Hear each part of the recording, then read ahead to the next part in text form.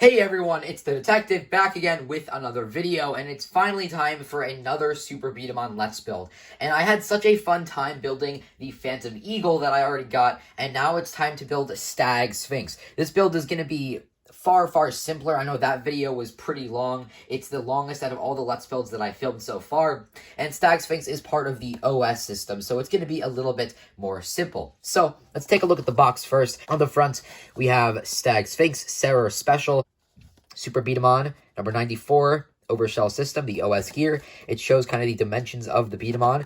There is the user, Sarah, or Sera, Salah, whatever. This is actually a male character. I know it looks like a female character, and I thought it was as well initially, but it is a male character right there. And in the manga, he later cuts his hair, but in the anime, his hair is kind of the same length the whole time. It advertises how you actually have these curve shots. This B-Daman right here actually is what inspired Lord Cavalry and the Trick Cannon. On the other side, it shows the different curve shots, and, I believe this is backspin mode, drive mode, right curve, left curve. And on the back, another sticker. Again, I'm not going to try to remove that, but it just looks like there's a bunch of information back there. And it shows a picture of the B-Daman. So, let's actually open this up. And I am just going to cut this underneath, just like I did with the other ones. Bam. That should be enough. And let's open it up. It actually does show the stuff inside, but let's do this here. So we have the B-Daman and the drive strip. We got the springs on this little sprue right there. That's kind of interesting. And, oh, what the hell? It's like this weird orange instruction manual. That's so weird. But here are the stickers. Holy crap, I am definitely not applying these. Look at how many little perforations are in there. It's going to be impossible if I wanted to put those on. I might consider... Oh, it looks like they're sticking pretty good. I might consider putting on the eye stickers because they have like this really majestic look to them. But that's just a generic sticker for the whole dial. Just... some of these you don't even really need to apply. But here we have the gold parts, and I actually saw this in one of Slash's videos, but at the bottom, they're just all silver. Why couldn't they paint the whole thing gold? Really weird.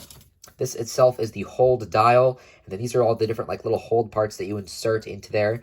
You got the springs over there. The main torso section here. Oh, what the hell? That is... Like, it was like that out of the box. My guess is that it just got scratched up by this piece. Oh, dude. Oh, man.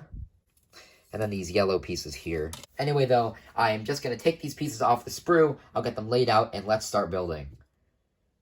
So, yeah, it's been like 20 minutes, and I've been kind of feverishly scrubbing at this with a tissue. And I was able to get most of it off, but there's a little bit more. You can't see all of it, but...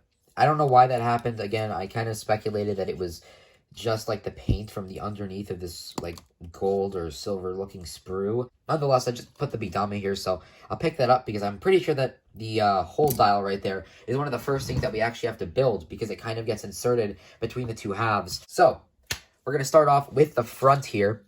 And the first step is that we have to insert these tiny little white pieces. These pieces took such a long time to take off the sprue. And this is actually where the springs are going to go. So that's actually pretty cool, but just getting all these small little white pieces, which those are for the hold parts, I believe, really tricky.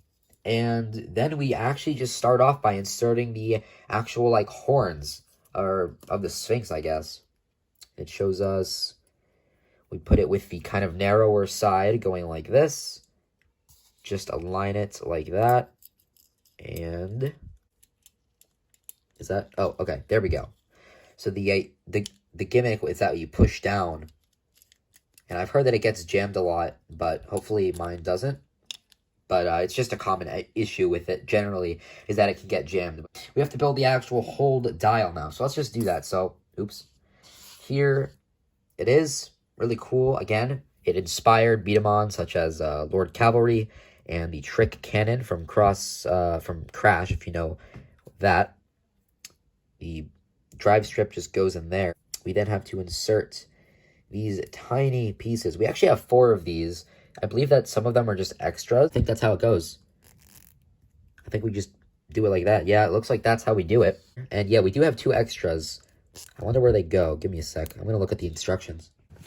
They actually go in the little back hatch right there. That's actually pretty cool. So you just store them there, I guess, in case like they break or in case you lose one from here. And I took it off. You can see the back hatch right there.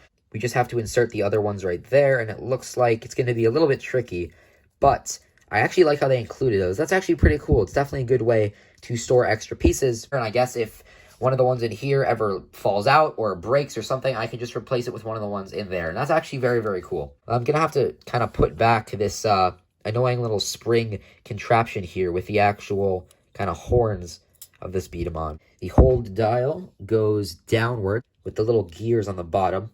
And then we take the arms. Here are the cute little arms that just get kind of go in there. And these are inserted, bam, just like so. And I believe now is when we actually seal the two halves together.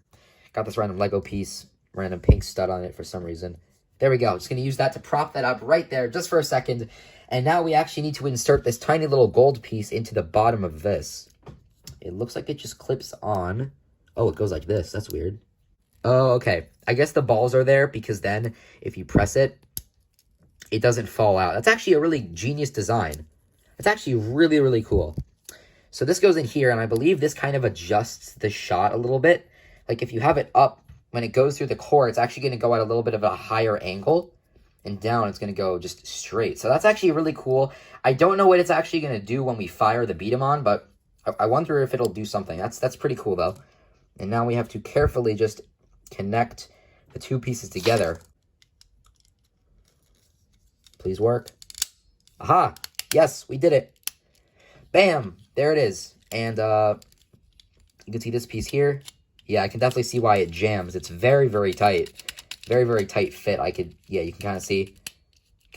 Sometimes you push down on one end, but the idea is that you would put two fingers right here and go like that. That is so cool. So you can see that. You can see the little thing in there. It just rotates like so. We have to add on these little pieces right here. All right, I got the first one in. That was a very, very tight fit.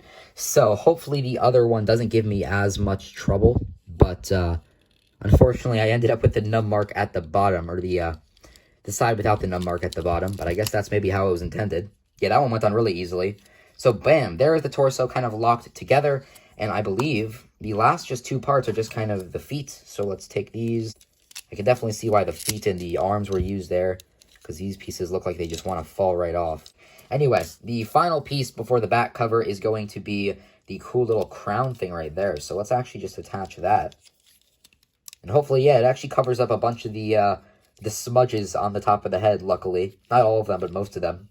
And bam, there's Stag Sphinx. Let's actually just drop in the B-Daman. And then here's the little back cover there. Very similar to Crossfight, but of course, this is kind of where that started. And that's actually very cool. I like how they do that, because what you can do is you can store a B-Daman in this guy. I guess for this one, it doesn't really matter since you can't really see the B-Daman. But, you know, if you want to store your B-Daman in your B-Daman, then you could actually kind of store them back there. And then if you kind of put them into storage or something, you could actually do that. And let's actually do a couple test shots, I guess. I'm going to remove the back cover just for the sake of this, just because otherwise it's going to be annoying to take it off and put it back on after. So let's just do the drive mode first. Oh, what? Holy crap. Why did not... Whoa, that takes a lot of effort to fire. You gotta really push it down. I just thought that you push it down there, but you gotta really... That's pretty crazy, okay. So I wonder what happens if we push this up. So you can see it kind of goes up. So my theory is that it's going to kind of cause the shot to jump a little bit, or to like kind of go into the air. It doesn't really feel like there was a difference to me. I guess I'll just put it back down and see what happens then. It actually has a little bit more power when you put the little thing, when you kind of flip that up. That's really weird. Or I guess, really it's flipping it down because the lever, the actual like switch is going up, but the actual like little thing down there is going down. So let's actually put it on, I guess, what would this be? Like the left spin mode? Because yeah, the drive strip's on the left side. So hold up. Oh, all right, that's the right spin mode, I guess. And this should be the left spin mode. It does have a little bit of curve, but the curve isn't like super apparent. And now for the backspin. Yeah, that definitely has some backspin to it. I think that the drive mode is definitely the strongest of them. Like, that actually took a lot of effort to fire, but yeah. Anyway, though, that was Stag Sphinx. Definitely a very fun B-Daman to build. It does look kind of bland without the stickers. Again, I might apply the face stickers, but at the same time, I don't know if I want to. But yeah, thank you so much for watching, everyone. I'm the Detective, and I'll see you in the next one. Peace out.